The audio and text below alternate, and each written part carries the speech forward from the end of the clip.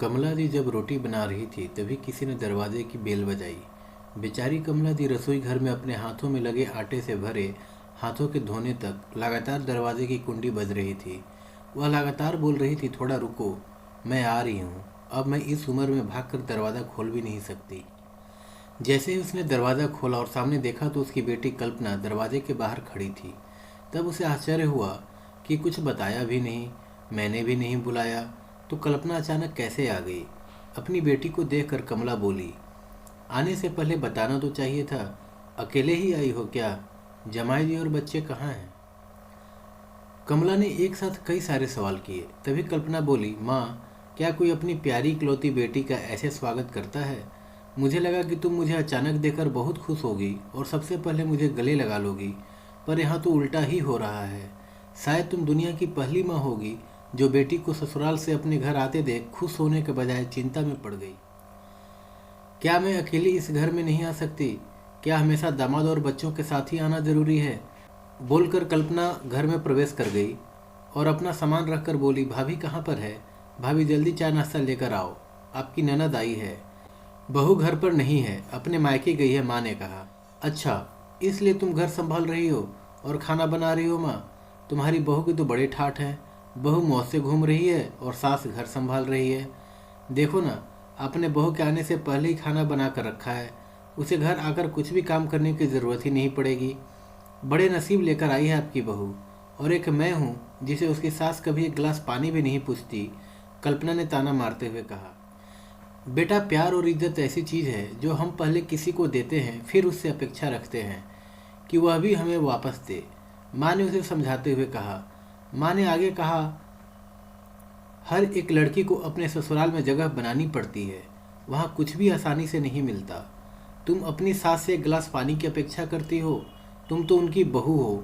तुम बहू हो फिर भी तुमने कभी उन्हें एक गिलास पानी दिया है क्या? शादी के बाद ससुराल में रही ही कितने दिन?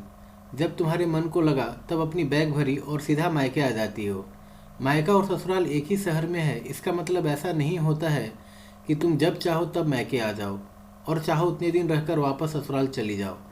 मायके में भी बेटी को मान सम्मान तभी मिलता है जब बेटी ससुराल का मान सम्मान रखकर मायके में कुछ दिनों के लिए आती है, तभी उसे मान सम्मान मिलता है। ऐसा हर रोज़ बिन बुलाए कोई कारण ना होते हुए भी कोई बेटी मायके आती होगी तो उसको साधारण पूछताछ भी नहीं कोई नहीं करता। और तुम मेरी बहू को बोलती हो ना, तुम तो मेरी बहू की बराबरी ही मत करो। वह कभी भी बुलाए बिना अपने मायके नहीं जाती है और गई भी तो वहाँ की कोई भी बात में कुछ नहीं कहती। वह जब घर में रहती है तब वह मुझे घर में कोई भी काम को हाथ लगाने नहीं देती। अब मेरी इच्छा से घर के काम कर रही हूँ, वह मुझे काम करने को नहीं कह गई। अपनी बेटी को माँ के सिवाय अच्छा कौन समझ सकता है? मुझे तुम्हारा स्वभाव अच्छी तरह पता है। तुम्हारे ससुराल में सब लोग अच्छे हैं, तुम ही उनके साथ मिलजुल कर रहना नहीं चाहती। ससुराल तो ससुराल होता है और मायका तो मायका होता है। मायके में घर का काम अपनी मर्जी से होता है। ससुराल में सबसे पहले सबका दिल जीतना पड़ता है, सबको अपना बनाना पड़ता है।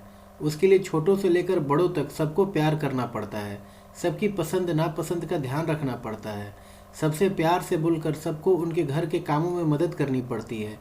तभी सब लोग घर में आई नई बहू को स्वीकार करते हैं, उसे अपना मानते हैं। तुम जिम्मेदारी लेने के लिए तैयार ही नहीं हो, इसलिए रोज रोज मायके चली आती हो। यहाँ आकर भी वही करती हो। अभी की बात देख लो, घर में कदम भी नहीं रखा उतने में भाभी को ऑर्डर देना शुरू कर दिया, भाभी मुझे चाय नाश्ता लेकर आओ। वह व्यक्ति घर में है या नहीं, वह कैसी है, उसकी तबीयत कैसी है, वह पूछना भी जरूरी नहीं समझा। घर में आए मेहमान की मेहमान नवाजी होती है, पर उनका बर्ताव, बोलना, सामने के व्यक्ति को पसंद आया तो मेहमान नवाजी ना मांगते पूरी होती है। पर तुम्हारा ऐसा बर्ताव मुझे ही पसंद नहीं आता तो तुम्हारे ससुराल के लोगों को कैसे पसंद आएगा? तुम बोलती हो ना मेरे बहू का बहुत ठाठ है,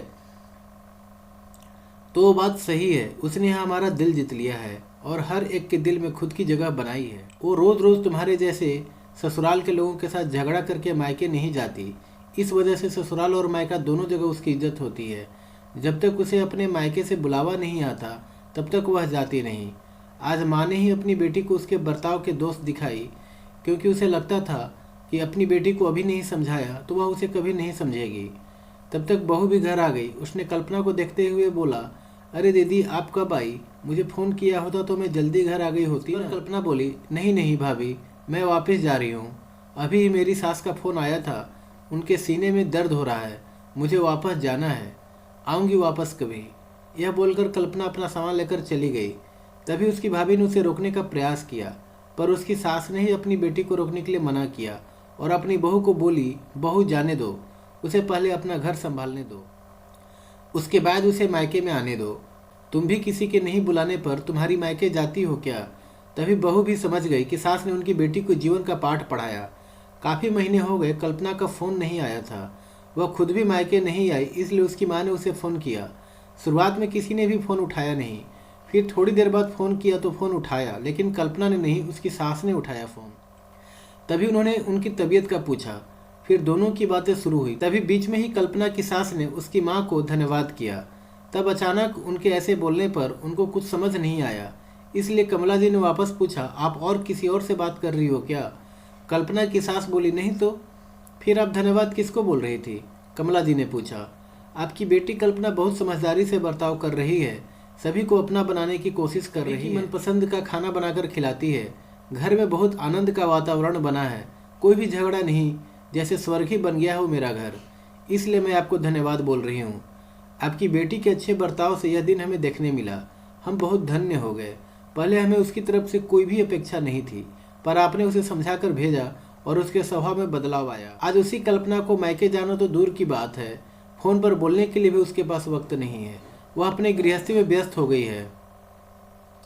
दोस्तों, सभी माओं ने अगर अपनी बेटियों को ऐसा समझाया और उनको समझ आ गया तो किसी भी घर में झगड़ा होगा ही नहीं और कोई भी घर टूटेगा नहीं। दोस्तों, आपको ये कहानी कैसी लगी? Please comment in comment box and please subscribe the channel और भी अच्छी मनोरंजक कहानियों के लिए। Thank you.